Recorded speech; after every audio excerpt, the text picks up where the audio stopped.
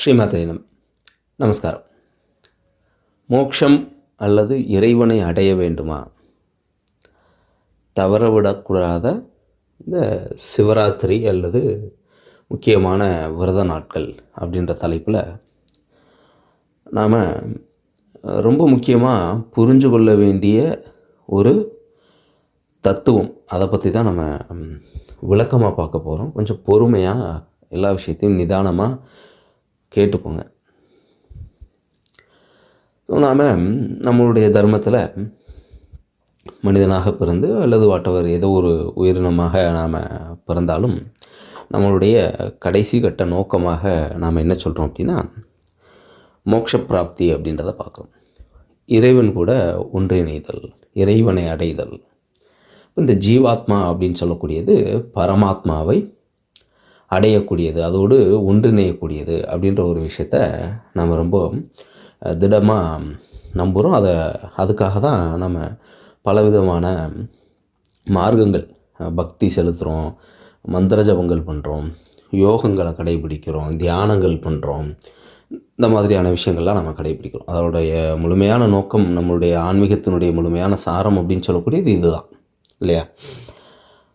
இப்போ இதில் நாம் புரிஞ்சு கொள்ள வேண்டியது நம்மளுடைய காலகட்டங்களை பொறுத்து, நம்மளுடைய கால சூழ்நிலையை, ஒரு காலங்களை நம்மளுடைய தர்மத்தின்படி ஒரு 4 வகையாக நம்ம பிரிக்கிறோம்.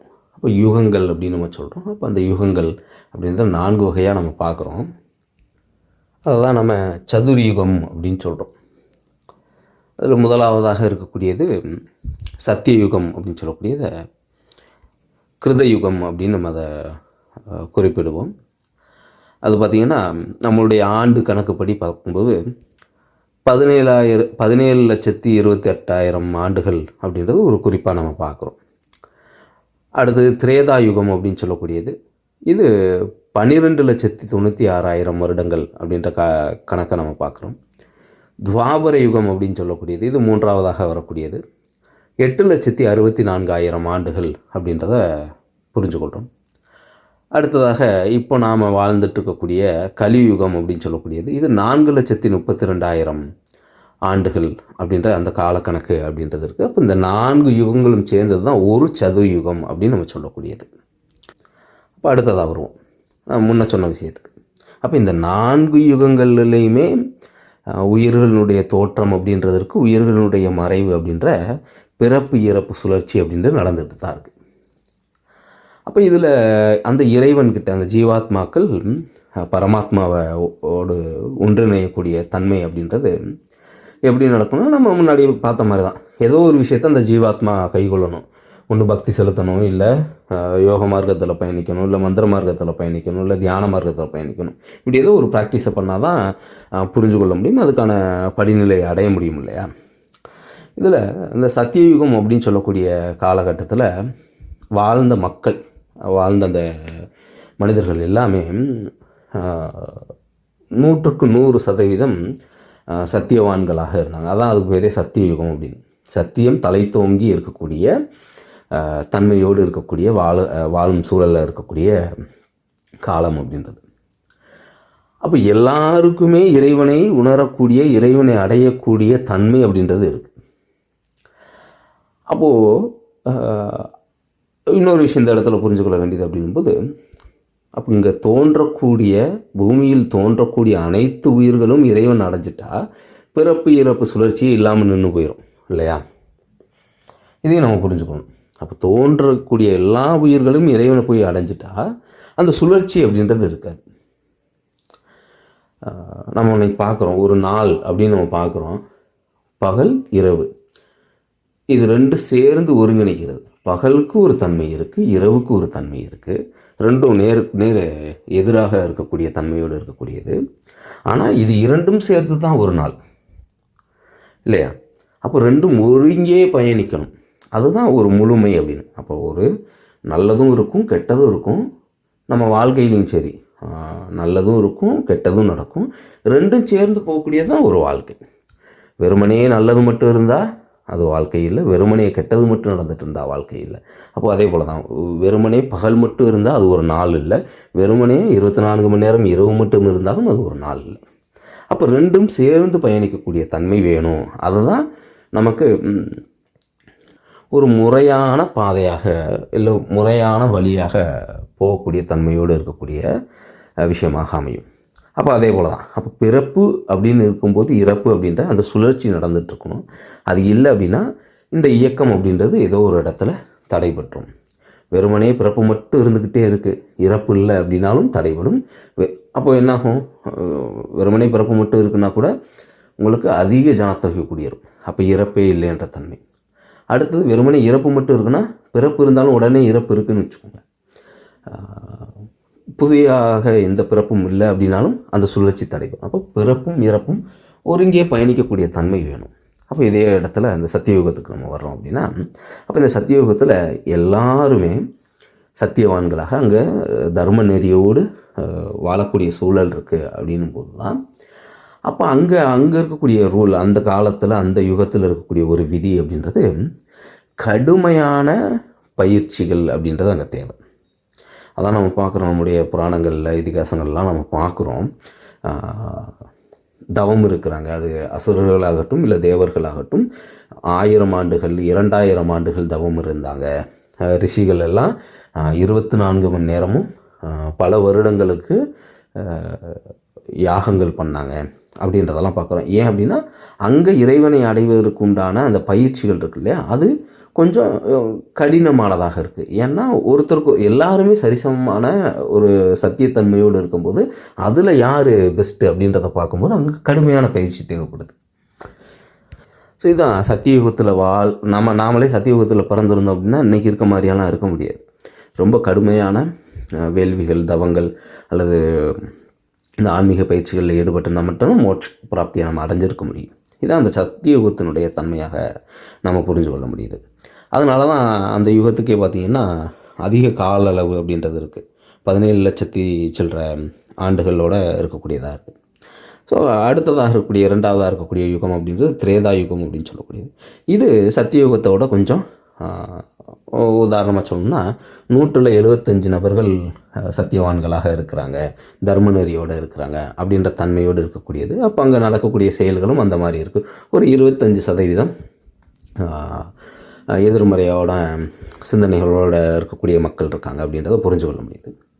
அப்போ அந்த காலத்தில் இன்னும் கொஞ்சம் அந்த விதி அப்படின்றது கொஞ்சம் தளர்வாகுது. அப்போ அந்த திரேதாயுகத்தில் சத்தியயுகத்தை நீங்கள் ஒப்பிடும்போது திரேதாயுகத்தில் கொஞ்சம் கம்மியான பயிற்சிகள். சத்தியயுகத்தில் ஒரு 1000 ஆண்டுகள் நம்ம தவம் இருக்கணும் அப்படின்னா இங்கே ஒரு 750 ஆண்டுகள் தவம் இருந்தால் போதும்னு வச்சுக்கோங்களேன், புரிஞ்சு கொள்ளுங்களேன். ஸோ இந்த புரிதல் தான். அப்போ சத்தியயுகத்தை விட திரேதாயுகத்தில் நம்ம இறைவன் அடைகிறதுக்கு உண்டான செய்யக்கூடிய அந்த பயிற்சிகள், அந்த முயற்சி அப்படின்றது கொஞ்சம் கம்மியாக பண்ணாலே போதும். அடுத்தது துவாபர யுகம் அப்படின்னு சொல்லக்கூடியது 3வதாக வரக்கூடியது. இதுவும் கம்பேரிட்டிவ்லி நீங்கள் பார்த்தீங்கன்னா 8 லட்சத்தி சில்லற ஆண்டுகள் இருக்கக்கூடியது. இதையும் நம்ம புரிஞ்சுக்கிறது அப்படின்னா ஒரு 150% சத்தியம் தர்மத்தோடு இருக்கக்கூடிய நபர்கள் அந்த செயல்கள் எல்லாம் அப்படி நடக்கக்கூடியதும், இன்னொரு அந்த 50% அப்படின்றது எதிர்மறையான ஆற்றல்களுடைய தன்மையோடு நிறைந்த வாழ்க்கை சூழலை மேற்கொள்ளக்கூடிய அது மாதிரியான தன்மையோடு இருக்கிறதுன்னு புரிஞ்சுக்கணும். அப்போ இங்கே சத்தியுகத்தையும் திரேதாயுகத்தையும் ஒப்பிடும்போது துவாபர யுகத்தில் இந்த மனிதர்கள் இறைவனை அடைவதற்கு உண்டான பயிற்சிகளை செய்கிறதுல இன்னும் கொஞ்சம் தளர்வுகளோடு இருக்குது. அப்போது கம்பேரிட்டிவ்லி நம்ம பார்த்தோம்னா சத்தியயுகத்தில் ஒரு 1000 ஆண்டுகள் தவம் இருக்கணும் அப்படின்னு வச்சுக்கோங்க. திரேதாயுகத்தில் ஒரு 750 ஆண்டுகளோ இல்லை ஒரு 500 ஆண்டுகளோ தவம் இருக்கணும்னு வச்சுக்கோங்க. துவாபர யுகத்தில் ஒரு 250 ஆண்டுகள் அளவுக்கு நம்ம தவம் இருந்தால் கூட போதும் அப்படின்ற ஒரு புரிதல் வச்சுக்கோங்க. அடுத்தது கடைசியாக இருக்கக்கூடிய அந்த 4வதாக வரக்கூடிய கலியுகம் அப்படின்னு சொல்லக்கூடியது. இது 4,32,000 ஆண்டுகளோடு இருக்கக்கூடியது அப்படின்போது இங்கே இந்த மக்களுடைய தன்மை அப்படின்னு ஒரு 99% எதிர்மறை ஆற்றலோடும் 1% தான் நேர்மறையாகவும் சத்தியமும் தர்மமும் நிறைந்திருக்கக்கூடிய சூழலோடு வாழக்கூடிய தன்மையோடு இருக்கக்கூடிய காலகட்டமாக அந்த மக்களுடைய மனநிலையும் அப்படி தான் இருக்க மாதிரியான அமைப்பை கொண்டிருக்கு இந்த கலியுகம் அப்படின்னு சொல்லக்கூடிய. அதனால தான் இதுக்கு பேர் களி அப்படின்னு. களி அப்படின்னா துன்பம் மிகுந்த அல்லது எதிர்மறை தன்மை நிறைந்த அப்படின்ற பொருளில் அதை நம்ம புரிஞ்சுக்கொள்கிறோம். அதனால தான் இதுக்கும் நீங்கள் பார்த்தீங்கன்னா ஒரு 4 லட்சத்தி சில்லறை ஆண்டுகள் தான் அதனுடைய காலகட்டமே நம்ம பார்க்குறோம். இப்போ நாம் வாழக்கூடிய காலத்தில் கலியுகம் தோன்றி ஒரு 5300 ஆண்டுகள் தான் கடந்திருக்கும். 4,32,000 ஆண்டுகளில் ஒரு 5300 ஆண்டுகளை தான் நம்ம கடந்து வாழ்ந்துட்டுருக்கோம் நம்ம வாழக்கூடிய இந்த சூழலில். அப்போ இந்த கலியுகத்தினுடைய விதி அப்படின்னும்போது இங்கே வாழக்கூடிய 100 பேரில் 99% நபர்கள் எதிர்மறை ஆற்றலோடு தான் இருக்காங்க. அப்போ இங்கே யாருக்குமே இறைவனை பற்றின சிந்தனை இப்போது சதாசர்வ காலமும் இருக்க போகிறதில்ல. அப்போது இங்கே ஈஸியாகிருச்சு. இதற்கு தர்ம செயல் நடக்க பிறப்பு இறப்பு சுழற்சிக்கு ரொம்ப ஈஸியாகிருச்சு. ஏன்னா யாருமே மோட்சத்துக்கு வரப்போகிறது இல்லையே அப்படின்ற கண்டிஷன் ஆயிடுச்சு. அப்போ இங்கே என்னன்னா, இந்த 4 யுகத்தையும் நீங்கள் ஒப்பிடும்போது இந்த கலியுகத்தில் இறைவனை அடைவதற்கு நீங்கள் பெரும் தானங்கள் பண்ணணும், பெரும் தர்மங்கள் பண்ணணும், பெரிய பெரிய யாக வேள்விகள் பண்ணணும், பெரிய பெரிய தவங்கள் பண்ணணும், 1000 ஆண்டுகள் 100 ஆண்டுகள்லாம் தவம் பண்ணணும் அப்படின்ற ரூல் இல்லை. ஏன்னா இங்கே யாருனாலையும் இதெல்லாம் பண்ண முடியாது. இங்கே போட்டியே இல்லை அப்படின்ற சூழலில் இங்கே இருந்துகிட்ருக்கோம். அதனால தான் இறைவனே மனமிறங்கி என்ன சொல்கிறான்னா, நாம சங்கீர்த்தனம் மட்டுமே கூட, இறைவனோட நாமத்தை சொல்கிறது கூட, வாயால் சும்மா சொல்கிறது கூட நம்மளை மிக உயர்ந்த நிலைக்கு கொண்டு போகும், இறைவனிடத்தில் சேர்க்கும் அப்படின்றது மாதிரியான ஒரு விதி அப்படின்றது இந்த கலியுகத்துக்கு தான் இருக்குது. அந்த சூழலில் தான் நம்ம வாழ்ந்துட்டுருக்கோம். ரைட்டுங்களா? அப்போ அடுத்த விஷயம், அப்போ இறைவனோட நாமத்தை சொன்னாலே இந்த கலியுகத்தில் நமக்கு மோட்சம் அப்படின்றது உறுதி அப்படின்றத புரிஞ்சு கொள்ள முடியுது. அப்போ இந்த இடத்துல நம்ம யோசிக்கிறோம், ஒரு லாஜிக்காக நம்ம திங்க் பண்ணுறோம் அப்படின்னா, இறைவனோட நாமத்தை சொல்கிறது ரொம்ப ஈஸியே. சிவசிவா அப்படின்னு சொல்லிடலாம், இல்லை ராமா ராமா அப்படின்றலாம் அம்பாளுடைய ஒரு நாமத்தை ஈஸியாக நம்ம சொல்லிடலாமே, ரொம்ப எளிதாக போயிடுச்சு, இதை நம்மளால் செய்ய முடியாதா அப்படின்ற தன்மையும் நமக்குள்ள கேள்வியும் வருது இல்லையா? அப்போ இதை இன்னும் கொஞ்சம் நம்ம ஆழ்ந்து பார்க்குறோம் அப்படின்னும்போது, நாம் ஒரு மனிதன் பிறப்பு எடுக்கிறான். இந்த இன்றைக்கி இருக்கக்கூடிய சமூக சூழலுக்குள்ளே நம்ம வந்துடுறோம். ஒரு உதாரணமாக ஒரு 80 வருடம் ஒரு தோராயமாக ஒருத்தருக்கு உயிர் வாழக்கூடிய தன்மை இருக்குன்னு வச்சுக்கோங்களேன். அப்போ இங்கே தான் நமக்கு ஒரு விதியை, இறைவனோட நாமத்தை சொன்னால் மட்டும் போதும் அப்படின்னு. அப்போ இந்த 80 வருடமும் வெறுமனே நாமத்தை மட்டும் சொல்லிட்டு இருந்தாலே போதுமா அப்படின்னும்போது போதும் தான். அப்போயும் நம்மளால் அதை செய்ய முடியுதா அப்படின்னு கேட்டிங்கன்னா இல்லை. ஏன்னா ஆல்ரெடி நம்ம பார்த்த மாதிரி கலியுகம் அப்படின்றது பல எதிர்மறை ஆற்றல்கள் நிறைந்தது அப்படின்றதுனால இறை சிந்தனை அப்படின்றதே இல்லாமல் இருக்கக்கூடிய சூழல் இருக்குது. அப்போ தான் நம்ம ரிஷிகளும் சரி, நம்ம ஞானிகளும் சரி, நம்மளுடைய குருமார்களும் இன்னும் கொஞ்சம் நமக்கு நிறைய சூட்சுமங்களையும் கொடுக்குறாங்க. நம்மளுடைய கலாச்சாரத்தில் இறைவனுடைய நாமங்களை நம்மளுடைய பிள்ளைகளுக்கு சூட்டுறது வழக்கம். நீங்கள் பார்த்துருந்தா தெரியும். நம்ம தனியாக உட்காந்து ஒரு நாளில் நாம சங்கீர்த்தனம் பண்ண முடியாவிட்டால் கூட நம்மளுடைய குழந்தைகளை ஒன்று முருகான்னு கூப்பிடும்போதோ, இல்லை சிவான்னு கூப்பிடும்போதோ, இல்லை ராமான்னு கூப்பிடும்போதோ, இப்படி ஏதோ அந்த இறை நாமங்களை குழந்தைகளுக்கு சூட்டுவதன் மூலமாக அவங்களுடைய பேரை நம்ம சொல்லி அழைப்பது கூட அது இறை நாமமாக இருக்கணும். அப்படின்றனால தான் நம்மளுடைய தர்மத்தில் இறை நாமங்களை நம்ம குழந்தைகளுக்கு சூட்டக்கூடிய பழக்க வழக்கம்லாம் நமக்கு ஏற்பட்டது. அப்படி இருந்துமே இன்றைக்கி அந்த விஷயத்தையுமே கூட நம்ம இன்றைக்கெல்லாம் நம்ம கடைபிடிக்கிறது இல்லை. அப்படியே இறை நாமத்தை வச்சா கூட இன்றைக்கி இருக்க சூழலில் நம்ம செல்ல பேர்களை வச்சு நம்ம கூப்பிட்றோம் இல்லையா? செல்லம், தங்கம் அப்படின்னு தான் கூப்பிட்றோம். குழந்தைகளுக்கு இறைவன் பேரை சூட்டினா கூட அதை முழுமையாக சொல்லி அழைக்கக்கூடிய தன்மையில் இன்றைக்கெல்லாம் இல்லை. அதையும் தான் புரிஞ்சு கொள்ள முடியுது. அப்போ இந்த கலியுகத்தினுடைய தன்மையில் இறைவனோட நாமத்தை மட்டும் சொன்னால் போதும்னும்போது இன்னுமே கொஞ்சம் லீவரேஜ் பண்ணுறாங்க நம்மளுடைய குருமார்கள்.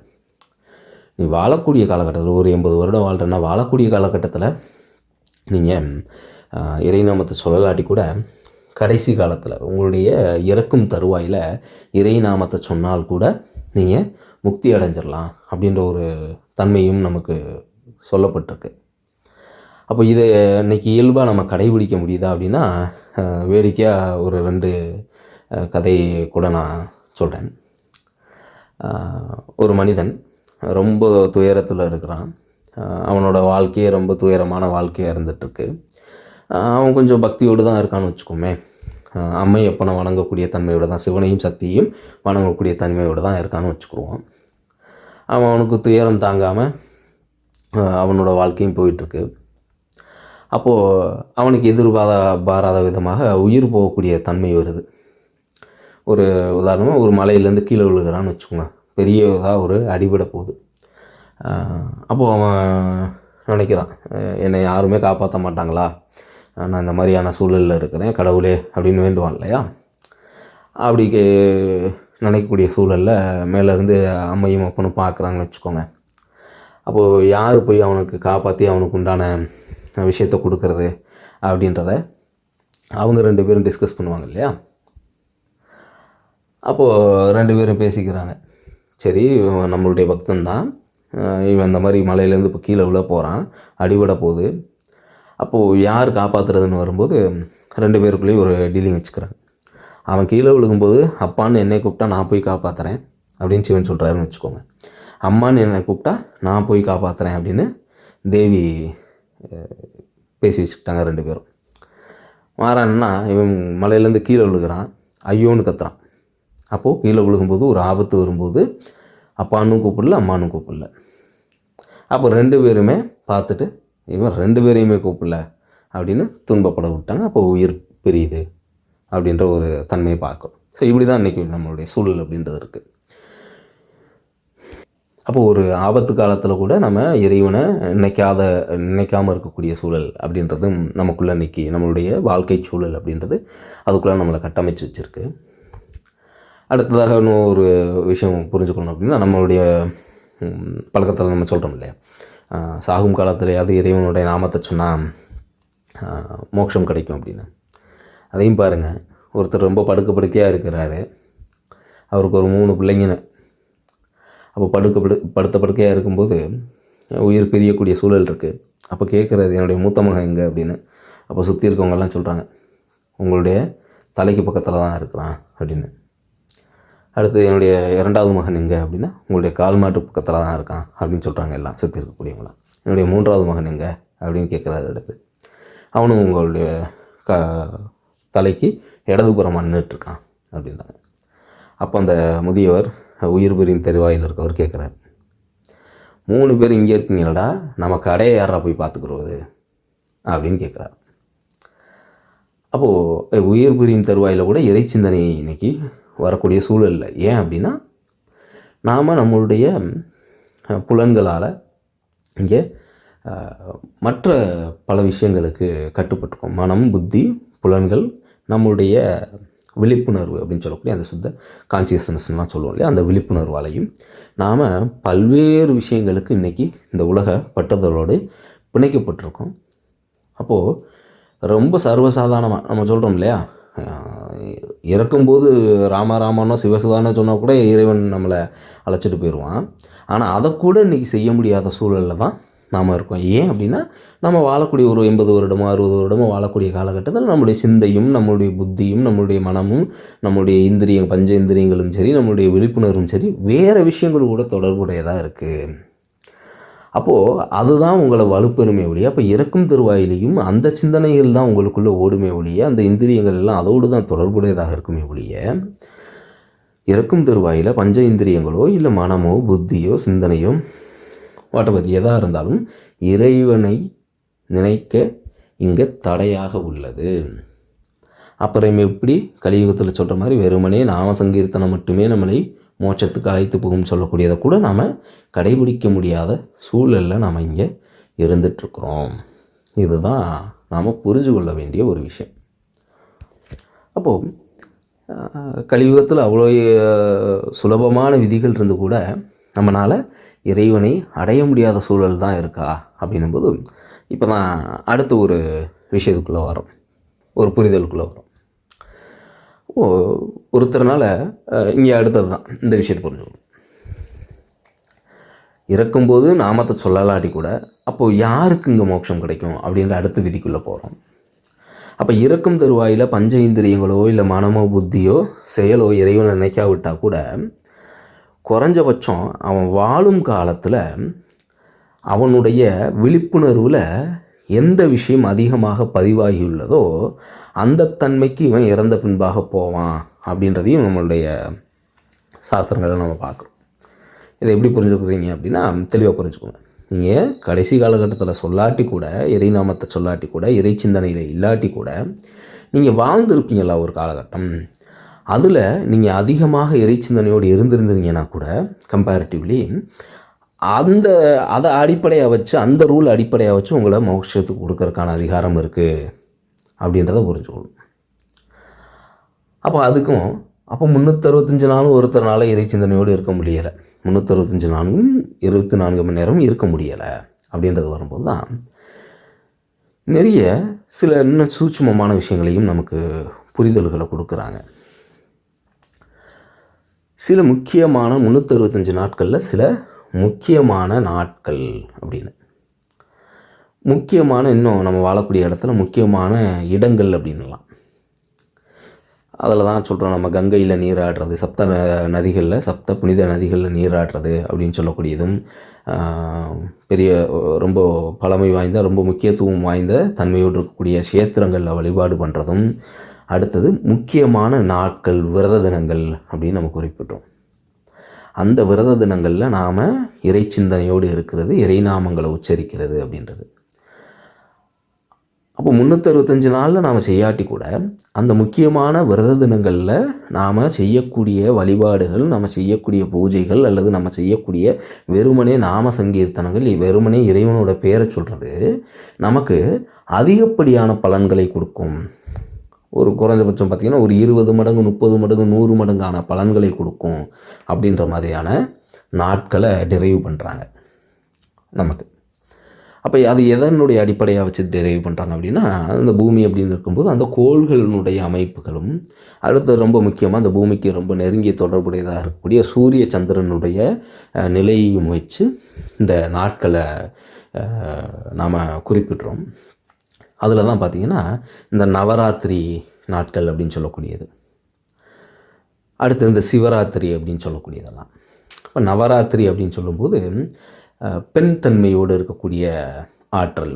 நாம் இன்றைக்கி இருக்கக்கூடிய சூழலில் நாம் பல்வேறு மத சிந்தனைகள், பல்வேறு ஜாதி அடிப்படையில் நம்மெல்லாம் பிரிச்சுட்டு, எனக்கு ஒரு சாமி, உனக்கு ஒரு சாமி, நீ இங்கே வரக்கூடாது, நான் அங்கே வரக்கூடாது, ஏன் சாமி பெருசு, உன் சாமி பெருசு, நாம் சண்டை விட்டுட்ருக்கோம். இப்படி எந்த ரிஷிமார்களும் நமக்கு சொல்லலை. இன்றைக்கி நம்ம பார்த்தோம்னா சைவம் தான் பெருசு, சாக்தம் தான் பெருசு, கௌமாரம் பெருசுன்னெலாம் இன்றைக்கி சண்டை நடந்துகிட்ருக்கு. சைவத்துக்குள்ளேயே நடராஜ வணங்குறது ஒரு குரூப்பு, லிங்கத்தை வணங்குறது ஒரு குரூப்பு, நான் பெருசு நீ பெருசுன்னு அடிச்சுக்கிறது ஒரு குரூப்பு, வைணவத்துக்குள்ளே நான் பெருசு நீ பெருசுன்னு அடிச்சுக்கிற குரூப்பு, இப்படிலாம் இன்றைக்கி இருந்துகிட்ருக்கோம். ரொம்ப மாற்றி வச்சுட்ருக்கோம். இதை தான் நம்ம இறைவன் அப்படின்னு சொல்லிகிட்ருக்கோம். இறைவனுக்கு பேதம் இல்லைன்னே நாமளும் சொல்லிவிட்டு நாம் பேதங்களை நம்ம செஞ்சிட்ருக்கோம். அப்போ உண்மையாகவே நம்ம ரிஷிமார்கள் நம்ம கொடுத்தது இதுதான் விதி, நமக்கு எந்த பாகுபாடும் இல்லை. அப்போ இந்த கால சூழலை ஒட்டி அவங்க பிரிக்கும்போது இந்த இடத்துல இந்த பிரபஞ்சத்தோட இயக்கத்தை புரிஞ்சு கொள்ளும்போது 2 ஆற்றலை நம்ம புரிஞ்சு கொள்ளணும். ஒன்று நிலையான ஆற்றல், ஒன்று இயக்க ஆற்றல் அப்படின்னு. ஸ்தூல ஆற்றல், சக்தி ஆற்றல் அப்படின்னு. அப்போ ஸ்தூலமாக நிலையாக இருக்கக்கூடியது தான் சிவத்தன்மை அப்படின்னு சொல்லக்கூடியது, அதான் ஆண் தன்மையாக இருக்கக்கூடியது அப்படின்றது. அடுத்ததாக அந்த இயக்க ஆற்றல் அல்லது அந்த சக்தி ஓட்டமாக இருக்கக்கூடிய அந்த ஆற்றல் தான் சக்தி ஆற்றல் அல்லது பெண் தன்மையாக இருக்கக்கூடியது அப்படின்னு. அப்போ அந்த நிலையாற்றலை தான் நாம் புருஷ தத்துவம் அப்படின்னு சொல்கிறோம். அந்த இயக்க ஆற்றலை தான் பிரகிருதி தத்துவம் அப்படின்னு சொல்கிறோம். இந்த பிரபஞ்சம் இயங்கணும் அப்படின்னா ரெண்டும் சேர்ந்து ஒன்றிணைஞ்சு இயங்கக்கூடிய இயக்கம் தான் இந்த பிரபஞ்சத்தினுடைய இயக்கத்துக்கு காரணம் அப்படின்னு நம்ம பார்க்குறோம்.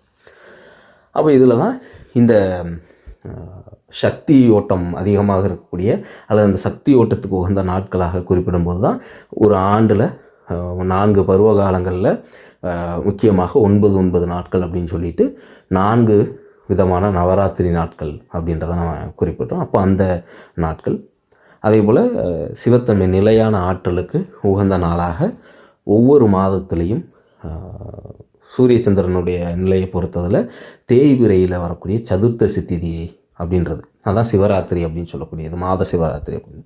அந்த நாள் அந்த நிலையான ஆற்றல் சிவ ஆற்றலுக்கு உகந்த நாட்களாக நாம் கருதி வழிபாடுகளை மேற்கொள்கிறோம். கோயில்களே ஆகட்டும், இல்லை இந்த மாதிரியான பூஜைகள் புனஸ்காரங்கள்லாம் நம்ம பண்ணுறோம். இதெல்லாம் வெளிப்புறத்தில் பூஜைகள் புனஸ்காரங்கள் இதெல்லாம் பண்ணாலும் கூட நாம் அந்த நாட்களை பயன்படுத்தி நம்மளுடைய சுய ஆற்றலை மேம்படுத்தி கொள்ள முடியும். நமக்கு இறைவன்கிட்ட இருக்கக்கூடிய தொடர்பை இன்னும் வலுப்படுத்த முடியும். இந்த கனெக்ஷனை ஜீவாத்மாவுக்கும் பரமாத்மாவுக்கும் உள்ள கனெக்ஷனை நம்ம 365 நாளை விட இந்த நாட்களை முக்கியமாக பயன்படுத்தி இன்னும் கொஞ்சம் வலுப்படுத்தலாம். புரியுது இல்லையா? மற்ற நாட்களை காட்டிலும் இந்த நாட்களில் நான் சொல்கிற மாதிரியான இந்த சிவராத்திரி நாட்களோ இல்லை நவராத்திரி நாட்களோ மாதிரியானதையும் இந்த ஏகாதசி திதி இருக்குது இல்லையா, இந்த மாதிரியான திதிகள் இன்னும் நிறைய இருக்குது. நம்ம பார்க்கணும் அப்படின்னா நிறைய இருக்குது. இதில் நம்ம வெகுவாக இதை பற்றி பேசணும், நம்ம இதை சொல்கிறோம். அப்போ இந்த நாட்களில் அந்த விதிமுறைப்படி நாம் வழிபாடு செய்கிறது, அந்த நாம சங்கீர்த்தனம் குறைஞ்சபட்சம் நமக்கு பூஜை தெரியுதா பூஜை செய்கிறது, தீட்சை பற்று மந்திரம் வாங்கியிருக்கோமா அந்த மந்திரத்தை ஜபம் பண்ணுறது, இல்லை ஒரு குருக்கிட்ட நாம் இருந்து அவர்கிட்ட தீட்சை வாங்கிக்கிறது இந்த மாதிரியான நாட்களில். இல்லை எனக்கு இதெல்லாம் பழக்கம் இல்லை, இதெல்லாம் தெரியாது அப்படின்போது ஒரு வெகுஜன மக்களுக்கு வெறுமனே நாம சங்கீர்த்தனம் மட்டும் வெறுமனே இறைவனுடைய நினைப்போடு இறைவனுடைய நாமத்தை மட்டுமே சொல்லிக்கிட்டு வெறுமனே பேரை மட்டும் சொல்லிட்டு சிவசிவா சிவசிவான்னு சொல்லிட்டு நாம் வழிபாடு பண்ணுறது அப்படின்றது நமக்கு அபரிமிதமான பலன்களை கொடுக்கும். அப்போ இது என்ன பண்ணுன்னா, அதே தான் நம்மளுடைய இறக்கும் தருவாயில் நம்மளுடைய அந்த கால்குலேஷன் பண்ணுறாங்க இல்லையா, தர்ம தேவதைகள் பண்ணுவாங்க இல்லையா, இவன் எவ்வளோ சொத்து சேர்த்து வச்சுருக்கான், அந்த சொத்துன்றது என்ன, நாம் வீடோ வண்டியோ வாகனமோ இல்லை அப்பார்ட்மெண்ட்டோ இல்லை நிலவுலன்களோ வச்சுருக்கோம், தோட்டமெல்லாம் வச்சுருக்கோம் இல்லையா, அந்த சொத்தை அவங்க கால்குலேட் பண்ண மாட்டாங்க. இவன் எவ்வளோ இறை நாமத்தை சொல்லி வச்சுருக்கிறான், இவனுடைய விழிப்புணர்வில் இவன் விழிப்பாக இருக்கும்போது எவ்வளோ தூரம் இறை சிந்தனையோடு இருந்திருக்கான் அப்படின்ற கால்குலேஷனை தான் அங்கே எடுப்பாங்க நாம் இறக்கும் தருவாயில். அதுதான் நம்மளை மோட்சத்துக்கோ அல்லது அந்த இறைவனுடைய லோகத்துக்கோ அடுத்து கொண்டு போகக்கூடியது. இல்லை அடுத்த பிறப்பு எடுக்கும்போதும் கூட நமக்கு அதுக்கு தகுந்த மாதிரியான பலன்களோடு நம்மளை வாழக்கூடிய சூழ்நிலையில் பிறப்பெடுக்க வைப்பது அப்படின்றது எங்கே டிசைட் ஆகுது அப்படின்னா இந்த கால்குலேஷன் வச்சு தான். அப்போது நம்ம 365 நாளும் நாம் பெரிய வழிபாடுகள் நம்ம 24 மணி நேரம் பண்ண முடியாவிட்டால் கூட, இப்போ சிவராத்திரி அப்படின்றது ஒரு நாள் தான், ஒரு 24 மணி நேரம் தான். அப்போ அந்த 24 மணி நேரத்தை முறையாக பயன்படுத்தும் போது, இல்லை இந்த நவராத்திரி நாட்கள் நான் சொன்ன மாதிரி அந்த நாட்களை நம்ம பயன்படுத்தும் போது நமக்கு தேவையான அந்த ஒரு வருடத்துக்கு தேவையான ஆற்றலை ஒரு வருடத்தில் செய்து கிடைக்கக்கூடிய பலன்களை இந்த ஒரு நாளில் இல்லை இந்த 9 நாட்களில் நம்மளால் பெற்றுக்கொள்ள முடியும்.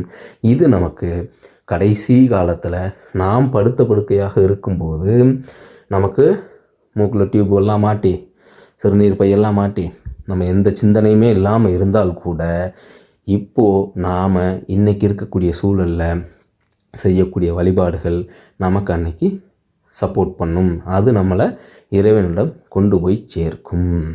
அதை நல்லா புரிஞ்சு கொள்ளணும். ரைட்டுங்க. இப்போ எனக்கு ஒரு 20 வயசு ஆகுதுங்க. இந்த ஒரு விஷயமும் நம்ம வெகுவாக பார்ப்போம். வீட்டில எல்லாம் சொல்லுவாங்க, என்ன இள வயதிலேயே கோவில் குளம்லாம் சுற்றிட்டு இருக்கிறீங்க, அதெல்லாம் ஒரு 50-60 வயசுக்கு அப்புறம் அதெல்லாம் நம்ம பார்க்கக்கூடாதா அப்படின்லாம் ஒரு பேச்சுக்கள் அதெல்லாம் நம்மளுடைய சமுதாயத்தில் இருக்கும். ஒரு 30 வயசுலேயே நீங்கள் அதெல்லாம் ஆன்மீகத்தை நீங்கள் மேற்கொள்கிறீங்க, வெறுமனே ஒரு நீங்கள் நெத்தியில் விபூதி பூசிட்டு கழுத்தில் ருத்ராட்சம் போட்டாலே உங்களை சாமியார்னு நோட் பண்ணிடுவாங்க, இவன் சாமியார் அப்படின்னு. நல்லா வச்சு பாருங்கள். திரும்பவும் தான் நாம் நம்மளுடைய உடலில் சக்தி இருக்கும்போது, நம்மளுடைய எண்ணத்தில் தெளிவு இருக்கும்போது இறைவனை நினைக்காமல் விட்டுட்டு நம்மளுடைய உடலும் எண்ணமும் மனசெல்லாம் சோர்வடையக்கூடிய ஒரு 50-60 வயசுக்கு அப்புறம் நம்ம ஓட்டமெல்லாம் தளர்ந்ததுக்கப்புறம் நம்மளால் ரொம்ப தெளிவாக இறைவனை நினைக்க முடியும்னு நினைக்கிறீங்களா? இல்லை. அதுதான் நான் முன்னாடி ஆரம்பத்தில் ஒரு கதை சொன்னேன். படுத்த படுக்கையாக இருக்கும்போது கூட நமக்கு இறை சிந்தனை வராது. நாம் ஏதோ செஞ்சு விட்டுட்டு போன ஒரு விஷயத்தை பற்றி தானே நம்ம நினச்சிட்ருப்போம். நம்ம செஞ்ச தொழிலை பற்றியோ நம்ம செஞ்ச வேலையை பற்றியோ வேறு ஏதோ உறவுகளை பற்றியோ தான் நினச்சிட்ருப்போம். அப்போ நாம் இன்றைக்கி இருக்கக்கூடிய சூழல் அப்படின்றது நாளைக்கு எப்படி இருக்கும், நமக்கு சாதகமாக இருக்குமான்னு தெரியாது. அப்போது இதெல்லாம் எந்த நேரமெல்லாம் உங்களால் முடியுதோ, எந்த நேரமெல்லாம் அப்போ இந்த வருட சிவராத்திரி விட்டால் நான் அடுத்த வருட சிவராத்திரிக்காக காத்திருக்கணும் அப்படின்லாம் நினைக்கக்கூடாது. இந்த வருட சிவராத்திரி உங்களுக்கு ஒரு நாள் முழுக்க வழிபாடு செய்ய முடியுமா, தாராளமாக வழிபாடு செஞ்சுருங்க. ஏன்னா அடுத்த வருஷம் பண்ண முடியுமோ பண்ண முடியாதோ அது நமக்கு தெரியாது, அன்னைக்கு என்ன சூழலோ. அப்போ இன்றைக்கி முடியாவிட்டால் கூட அதுக்கான ஏற்பாடுகளை செய்யுங்க, அதுக்கு உங்களை தயார்படுத்திக்கிறதுக்கான வேலையில் ஈடுபடுங்க. அப்போ இந்த சிவராத்திரியான நாட்களை நீங்கள் தவற விடாமல் இந்த நாளை முழுமையாக சரியாக பயன்படுத்தி நம்மளுடைய அடுத்த பயணத்துக்கு, நம்மளுடைய உயிரினுடைய நம்மளுடைய ஆன்மாவினுடைய அடுத்த கட்ட பயணத்துக்கு உங்களுக்கு தயார்படுத்துறதுக்கு இந்த நாட்களை தவற விடாமல் பயன்படுத்திக்கோங்க அப்படின்றது தான் என்னுடைய தெளிவான அறிவுரை. 2025ஆம் வருடம் பிப்ரவரி மாதம் வரக்கூடிய இந்த மகா சிவராத்திரியை தவற விடாதீர்கள். அந்த நாளில் முறையாக அங்கங்கே கூத்து கோலாகலம் நடக்குது, நாடன நாட்டியம் நடக்குது அப்படின்னு அங்கே மனத்தை செலுத்தாமல் இறைவன் பால் உங்களுடைய மனதை செலுத்துங்க.